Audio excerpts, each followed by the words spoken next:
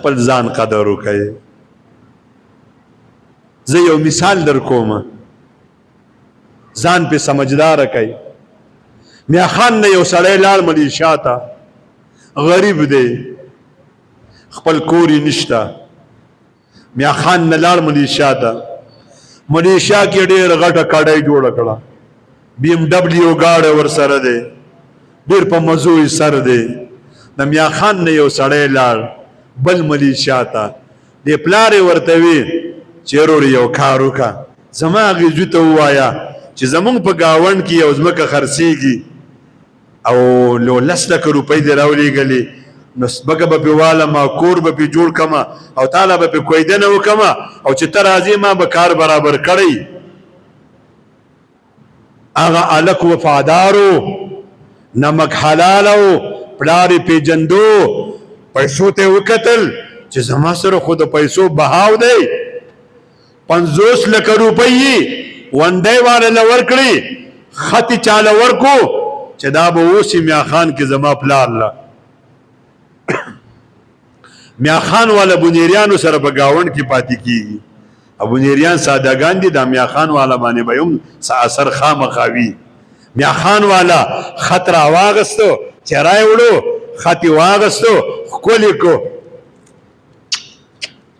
او ترخ جیب کې کېښود. زما زوی ما له خط را لېږلی دی، و قربان شم په خپل زوی باندې. ګوري یې نه چې دننه پکې څه دي، او څوک ورته زنانه او د کور نارینه وایي بابا دا خط کو لږ غلی شه، تا دې را لېږلی کو ما دې را لېږلی، ستا خط دی کو زما دی، خپل کار کوئ ځان له، دی ما دې را لېږلی. او بیا یې ږدي او ساره ماښام یې رالی ښکلېږي. زوی ګمان وکړو چې زما پلار به ځمکه اخیستي، کور به یې جوړ کړی، ټایل او ماربل به یې پکې لګولي، کویدنه به یې رالی کړي.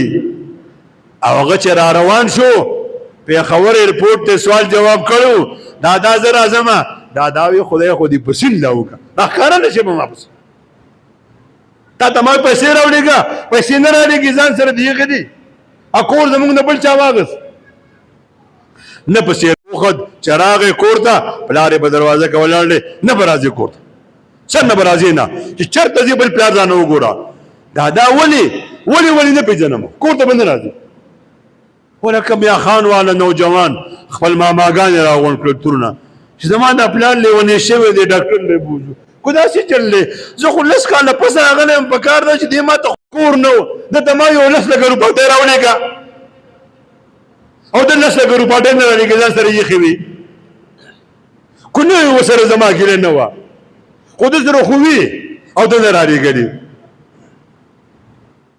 اوس هغه هلک ورته وایي دادا ما یو خط را لېږلی و، په هغې خط کې مې یو چټ لیکلی و چې په کاټلن کې د فلاني جسم نه 50 لکه روپۍ راواله او دې زر جیب ته لاس کې، دا دې را لېږلی و. او دا خو ما کتلی نه دی، ما خو به ښکله و.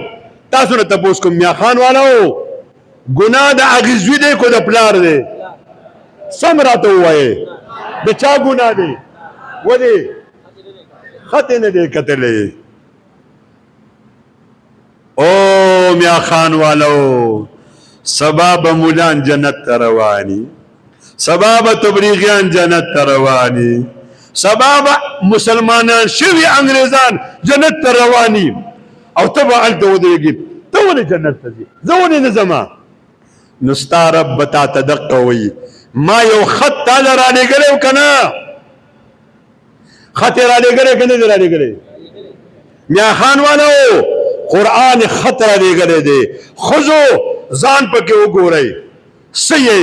ښځه یې، لورې، مورې، خواښې یې، انګورې، ګاونډۍ یې، نارینهو ځان پکې وګورئ، په حیثیت د خاوند یې، پلار یې، نیکه یې، بادشاه یې، ګدا یې، بیسي یې، وزیر اعظم یې، صدر یې، هر څه پکې لیکلي.